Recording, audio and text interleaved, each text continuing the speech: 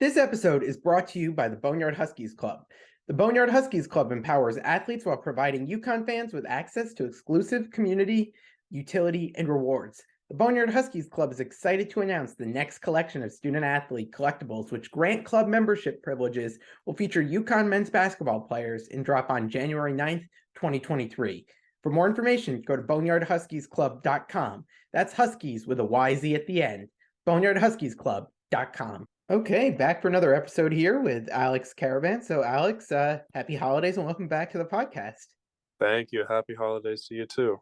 Thanks. So, when we last spoke, you guys are getting ready to go on your first road game to Florida. You've played 2 road games now. So, what's it been like kind of going away from the comfortable confines of Gamble and XL and hitting the road? Yeah, no, it's definitely different. I mean, at Florida was definitely a different environment, SEC school, so they definitely had a bunch of fans. It was a great atmosphere there. And Hinkle Fieldhouse, I'd say that was different just because Big East away games are a lot harder and it just makes it so much more difficult, especially in that type of venue as well, historical Hinkle Fieldhouse. So Yeah. it was definitely good that we played at Florida first to prepare us for that Butler game, but it was still a nice experience. Was it cool to play at Hinkle? Because I feel like as a fan, at least, that's one of those places I've always wanted to go check out. Oh, it definitely was, and I didn't expect too much because I knew it was like winter break, so I didn't know how many people were about to be there. And then when we came out for warm ups with like 5 minutes left, and it was like basically sold out, I was like, all right, this about to be a good one. So you mentioned how Big East away games in particular, are a bit harder. You played 2 Big East games now. So what's it been like getting, into some of these conference games? And how does it feel different from the non-conference? Yeah, I'd say at least for myself, it's been much more difficult. Um, I guess starting from it, like the coaches know your system, and Mhm. these players have been battling each other for like 3 years now. So they know what you like, they know what you don't like, unlike other non conference teams. So that's what's made it a lot more difficult at the moment. But I feel like Big East games just add more pressure and just are a lot more valuable than what a non conference game would be, as we're all competing for the same championship. And it's like Yeah. three month long battle. So teams are going to go out there, play a lot harder, and just give it their all. So Georgetown game was interesting because I feel like it was the first time this season you guys hit a little bit of adversity. What was it like? Take us through that game and kind of the emotions as you guys kind of went up and down in that game.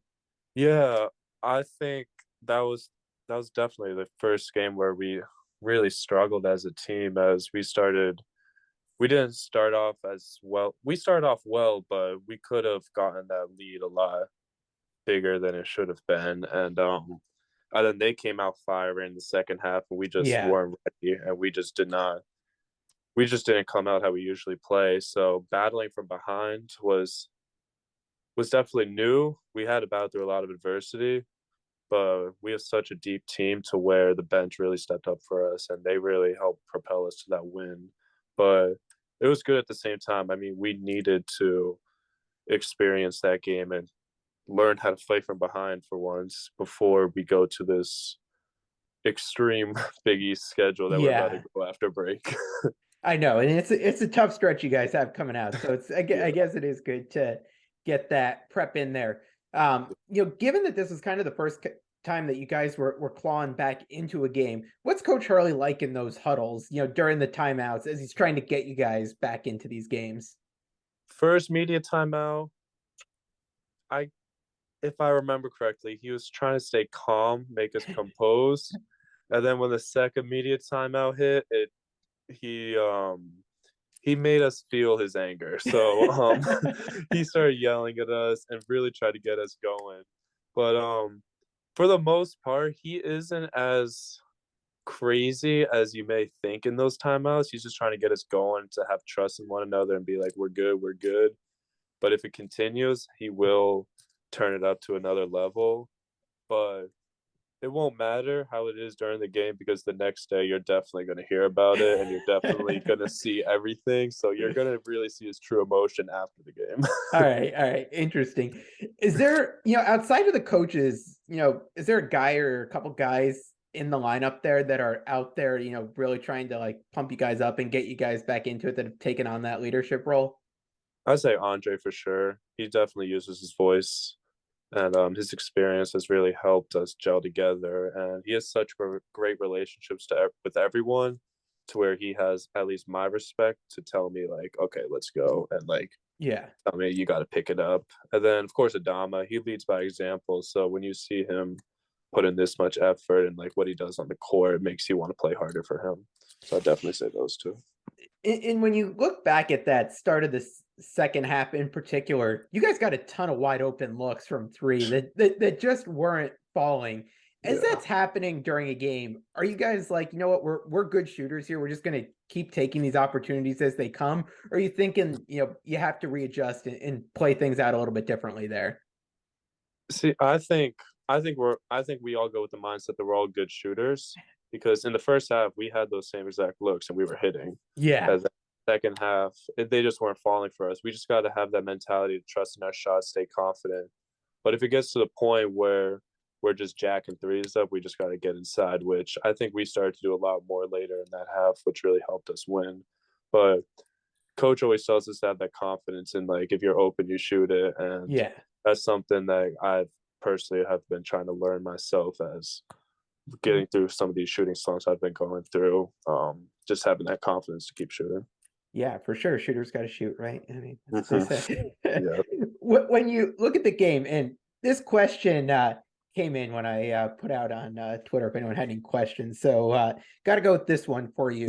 Which play impressed you the most? Joey's behind the back pass, the one-handed layup that he had where he like caught it with one hand, or that Mhm. deep three? Oh, wow. I know it's a tough one. I'm gonna say the behind the back because I had never seen Joey throw a flashy pass or do anything flashy in my life. Through the summer to now, I'd never seen that. I'd never seen him attempt it. So it's just out of nowhere.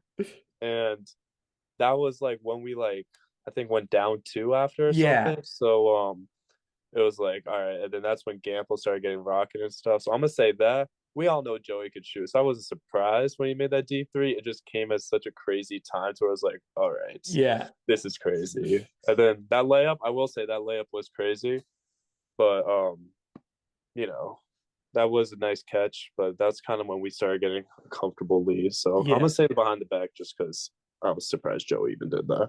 Yeah, I've got to say, like, good job on Donovan's part too, being ready for that. Like, especially if you haven't seen that out of Joey, like to be Mm-hmm. expecting it there and follow through there is pretty impressive. No, exactly.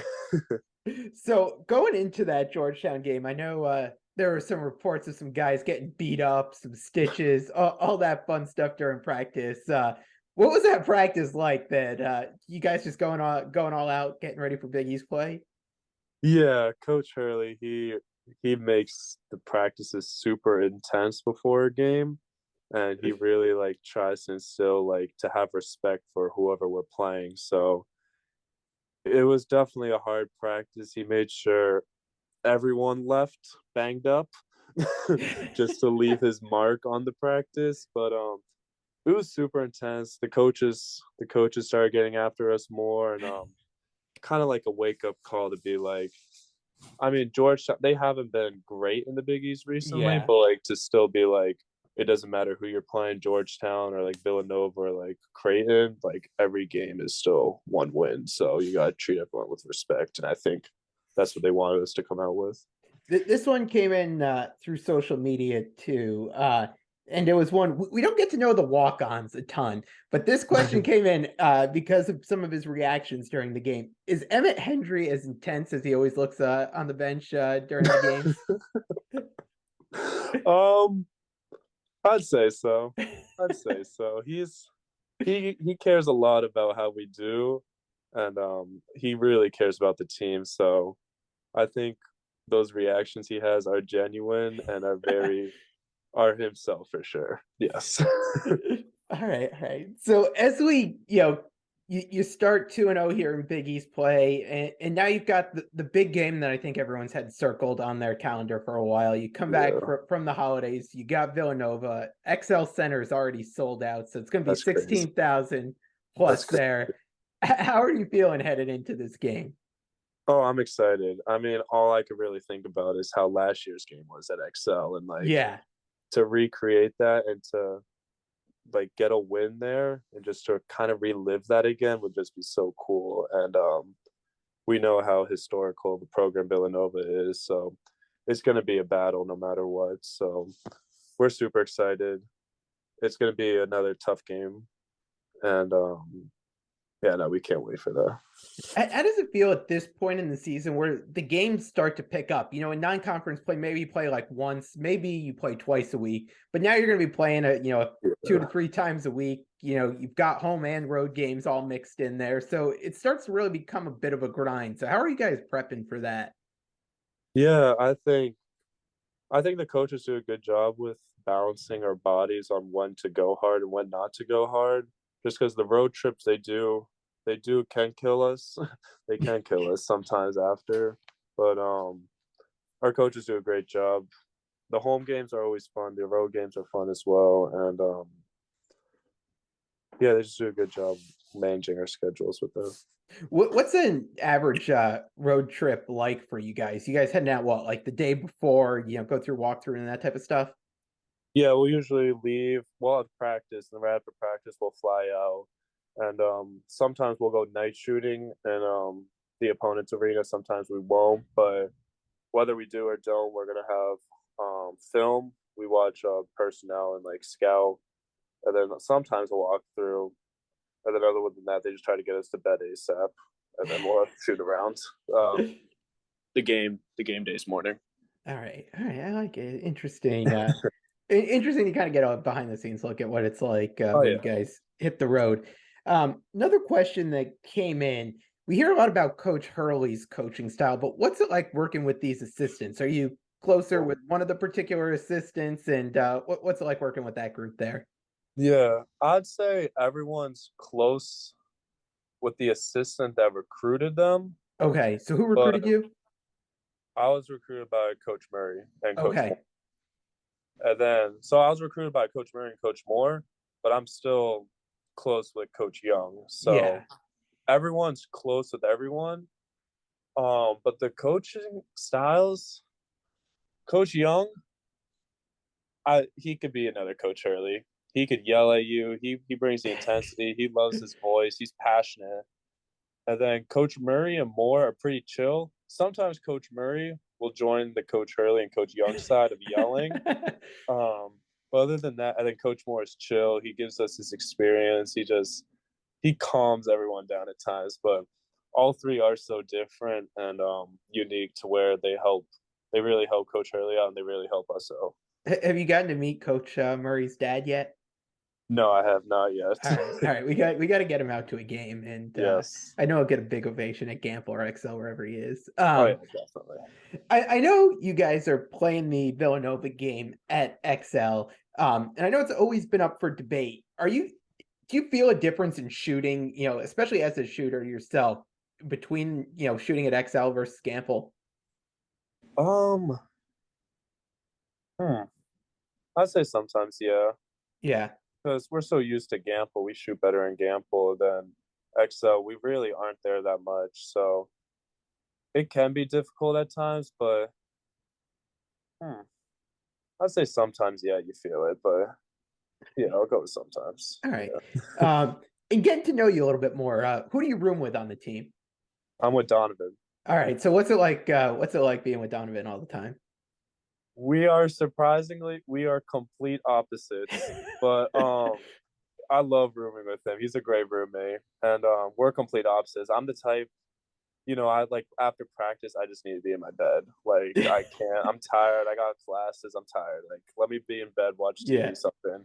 Him though, he always has to be on the move. He's like after class, after practice, you want to go get something to eat. He'll walk to the dining hall. He walk to the union. He'll try to hang out with everyone. He'll try to go to any football game, soccer game, anywhere.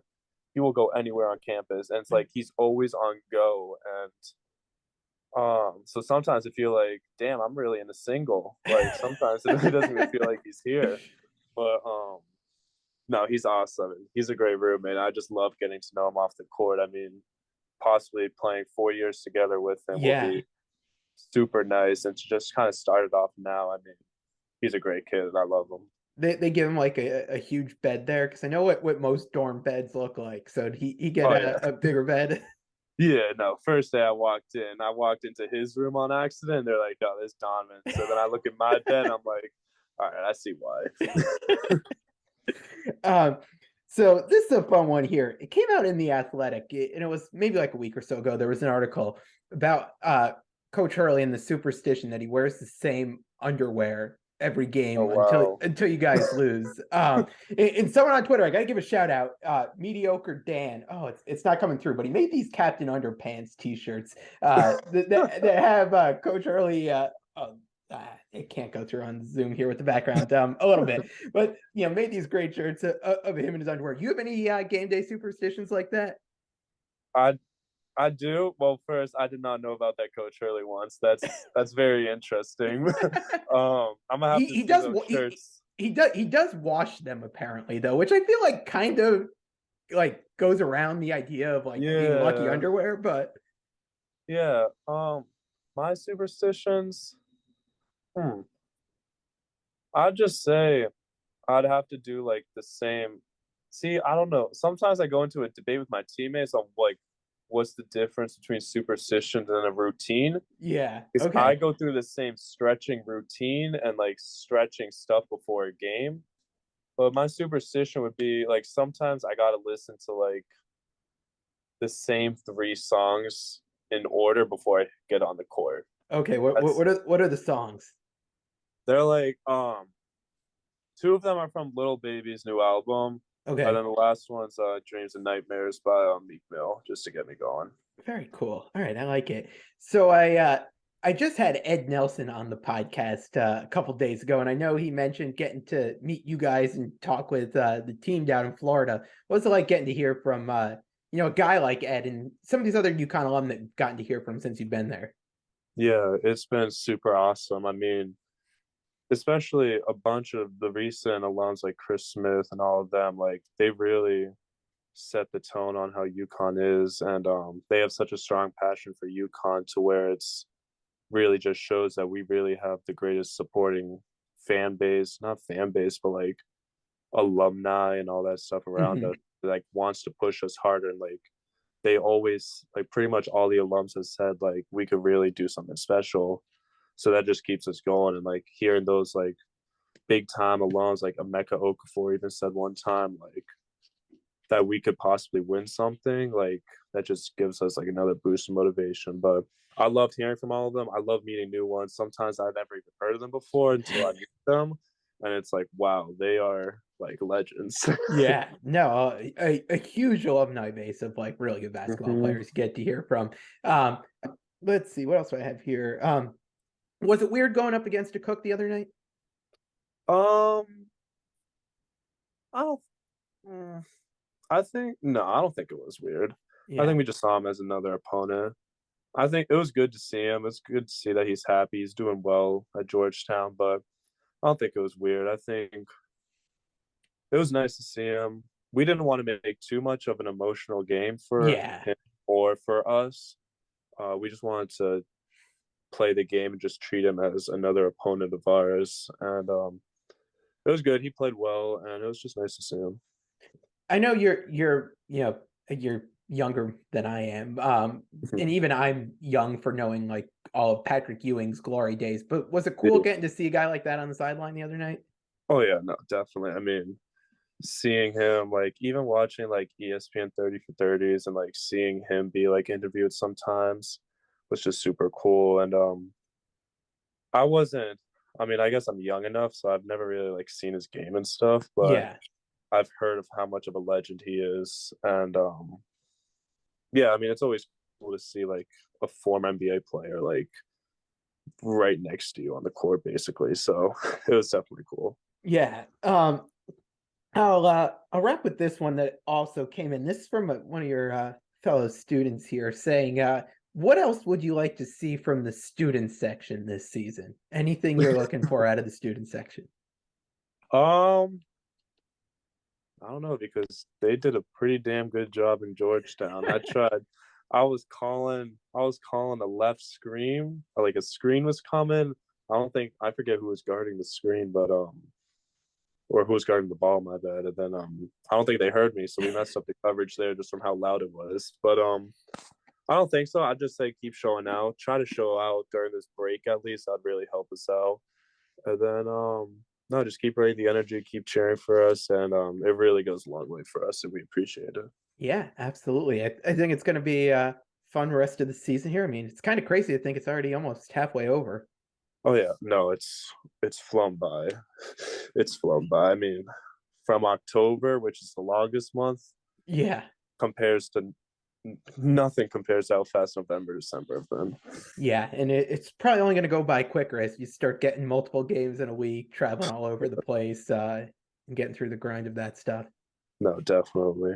All right. Well, thanks so much for coming on. Really looking forward to this stretch of games that we've got coming up and a really exciting Big East slate here. So best of luck Uh, to you and the team. And, when we talk, hopefully still undefeated and all that yes, fun stuff. yes. Thank you so much. Absolutely. We'll talk later. Yeah.